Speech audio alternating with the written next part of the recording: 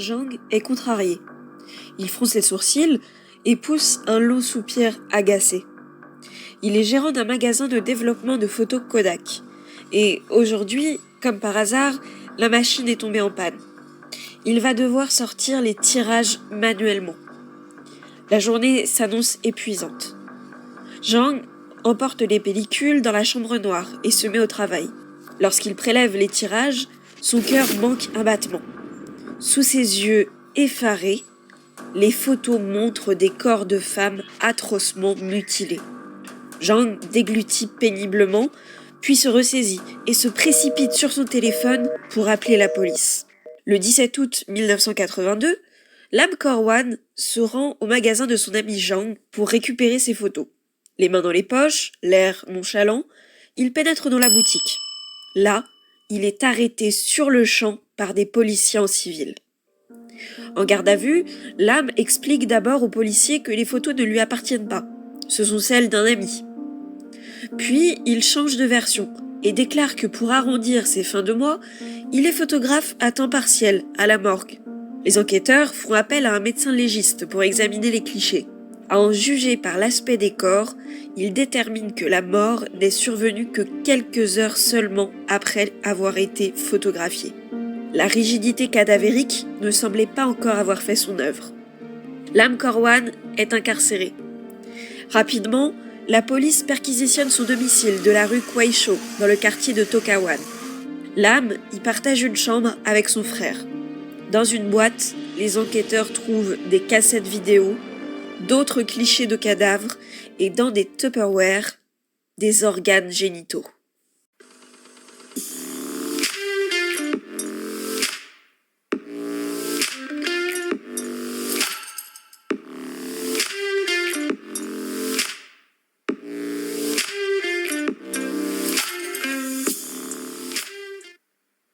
Lam est né le 22 mai 1955 à Hong Kong.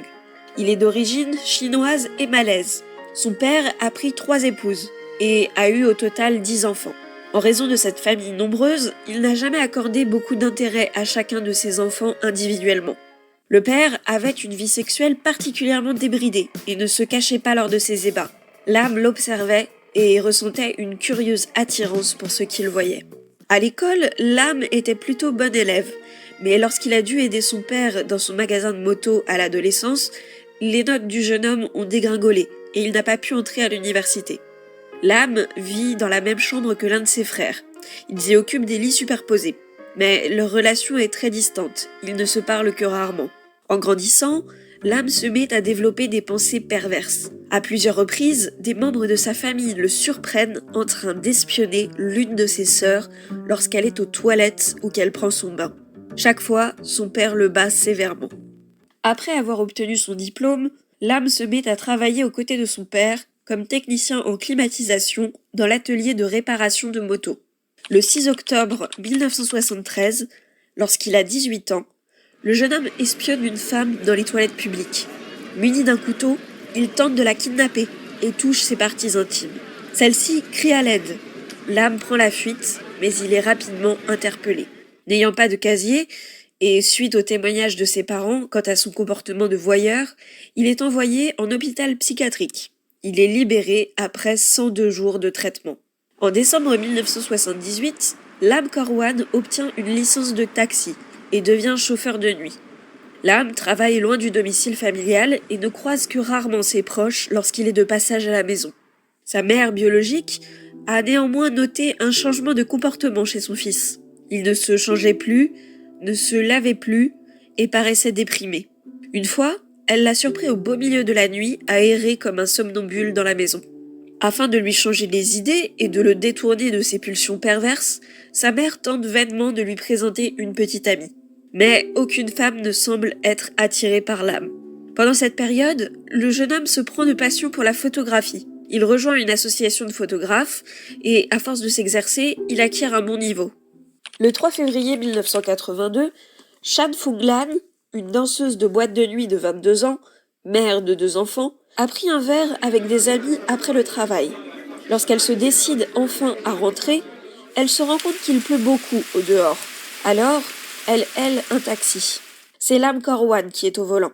Il remarque immédiatement que la jeune femme est ivre. D'ailleurs, elle se met à vomir sur la banquette arrière et s'endort. Lam est très en colère. Il prend alors la décision de la conduire chez lui. Là, il récupère un câble électrique et l'étrangle à mort. Ensuite, il traîne le corps sans vie de la jeune femme jusque dans la maison et le dissimule derrière le canapé du salon. Il attend ensuite que sa famille se réveille et que chacun quitte le domicile. Alors, il dénude sa victime et la prend en photo. Il découpe ensuite le cadavre en 7 morceaux à l'aide d'une tronçonneuse.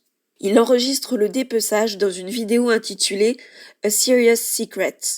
Lam prélève l'appareil génital de la jeune femme et le place dans un Tupperware contenant du vin de riz. Il enveloppe les autres morceaux de corps dans du papier journal et les place dans des sacs en plastique.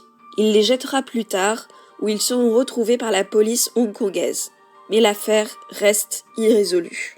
Réalisant que la police n'avait aucune piste au sujet de sa première victime, Lam Korwan prend de l'assurance. Il récidive le 29 mai 1982. Chan Wan-kit, travaillant à la St. Augustine Bank, âgé de 31 ans, quitte son travail.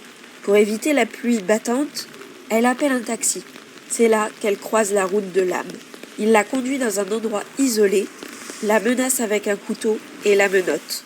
Chan pense d'abord qu'il va lui réclamer de l'argent, ou pire, la violer, mais elle connaît un destin beaucoup plus tragique. Lam l'étrangle à mort avec un câble électrique. Cette fois, il utilise un scalpel spécialement acheté pour l'occasion pour démembrer la victime. Il coupe les 2 seins et toute la zone pubienne pour pouvoir les conserver. Là encore, il prend la scène en photo. Il filme également le démembrement dans une vidéo qu'il intitule « A Serious Secret 2 ». Il place le reste du corps dans le coffre de son taxi et le jette sur la pente de Tai Hang Road. Lam Korwan est désormais obsédé par l'idée de tuer à nouveau. Il ne tarde pas à commettre son 3e meurtre. Liang So-wan, 29 ans, serveuse au Burger King et agente de nettoyage des rues, est tuée peu après avoir quitté son travail le 18 juin à 4 heures du matin. Comme les précédentes victimes, elle est montée dans un taxi conduit par Lam. Le désormais tueur en série ramène le corps chez lui, le photographie et enregistre là encore le démembrement en vidéo. Pour cela, Lam place sa caméra vidéo sur le lit superposé et utilise le minuteur pour capturer ses mouvements. Le démembrement est plus méticuleux que lors des 2 précédents, puisqu'il n'a pas besoin de manipuler la caméra. Il ouvre l'abdomen de la jeune femme, en retire les intestins et une idée lui vient. Il les porte à ses lèvres et en prend quelques bouchées. L'envie de commettre un acte cannibale lui trottait dans la tête depuis longtemps. Cependant, le goût ne lui plaît pas et il recrache le morceau de boyau prêt à vomir. Il se débarrasse du corps en le jetant sur la pente de Tai Hang Road. La 4e victime de Lam Korwan croise le chemin du tueur moins d'1 mois plus tard. Liang Wei-sum, une étudiante de 17 ans de la St. Andrew's School, a assisté à une réunion entre les lycéens et leurs professeurs. Il se fait tard, le temps est froid et humide. Alors elle appelle un taxi vers 23h pour rentrer chez elle en évitant la pluie. Lorsque Liang monte dans le véhicule, bien évidemment, c'est Lam qui conduit. Comme à son habitude, l'homme menace sa passagère avec un couteau. La jeune fille, terrorisée, fond en larmes. Elle supplie son agresseur, lui dit qu'elle n'a pas d'argent sur elle. Elle lui dit aussi qu'elle est toujours vierge et l'implore de ne pas la violer. Lam lui assure qu'il ne ferait jamais une telle chose. Une conversation s'engage.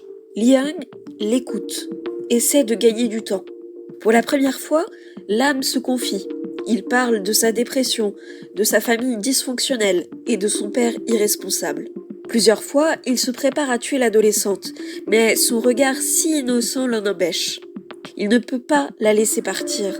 Liang a vu son visage et connaît son numéro de plaque. Finalement, la jeune fille s'endort épuisée. C'est ce moment que Lam choisit pour l'étrangler. Puis, il fait subir au corps les mêmes sévices que pour ses précédentes victimes. La famille de Liang Wei-sum, inquiète de ne pas la voir rentrer, appelle les étudiants présents à la réunion à laquelle leur fille s'était rendue. Tous se sont alors mis à sa recherche, en vain. La police est prévenue et informe toutes les patrouilles de Hong Kong de l'endroit où la jeune fille a disparu. Des avis de recherche sont placardés partout pour recueillir des témoignages, mais personne ne se manifeste. La folie meurtrière de Lam Kor-wan prend fin le 17 août 1982, lorsque ces macabres photos sont découvertes. Les preuves découvertes à son domicile sont indiscutables. La presse est rapidement mise au courant de cette affaire. La presse étrangère le surnomme The Jar Killer, littéralement le tueur au bocal. Les médias chinois, quant à eux, l'ont surnommé le boucher des nuits pluvieuses. Tous les corps ont finalement été localisés. Le frère de Lam a été soupçonné de complicité car il partageait la chambre avec le meurtrier. Mais ce dernier n'était au courant de rien. Lam travaillant de nuit, il s'adonnait à ses macabres activités durant la journée, quand sa famille était absente. Le 8 avril 1983, après un long procès de 3 semaines devant un jury de 7 membres, Lam Kor-wan est reconnu coupable de 4 meurtres et condamné à mort par pendaison. Le 28 août 1984, la peine de Lam est commuée en réclusion à perpétuité. À cette époque, si on condamnait officiellement un criminel à mort, dans les faits, la peine n'était pas appliquée. La peine de mort a d'ailleurs été abolie en 1993. Lam purge actuellement une peine d'emprisonnement à perpétuité dans la prison à très haute sécurité de Shek Peak. Il a tout d'abord été mis à l'isolement. Puis, il a exercé un travail de reliure de livres au sein de la prison, pour lequel il a touché un petit salaire. On dit de lui qu'il se comporte en prisonnier modèle, qui ne fait pas d'histoire. Récemment, la possibilité d'une libération conditionnelle a été évoquée, comme il est d'usage lorsqu'un prisonnier est resté pendant plus de 30 ans en prison. Cependant, Lam représente une trop grande menace aux yeux de la société. Il demeure donc incarcéré. Lam Kor-wan a aujourd'hui 69 ans. Aucun membre de sa famille ne lui a jamais rendu visite. Merci à toi d'avoir regardé cette vidéo. N'oublie pas de t'abonner si ce n'est pas déjà fait, de laisser un petit pouce en l'air et n'hésite pas à donner ton opinion en commentaire. À la prochaine.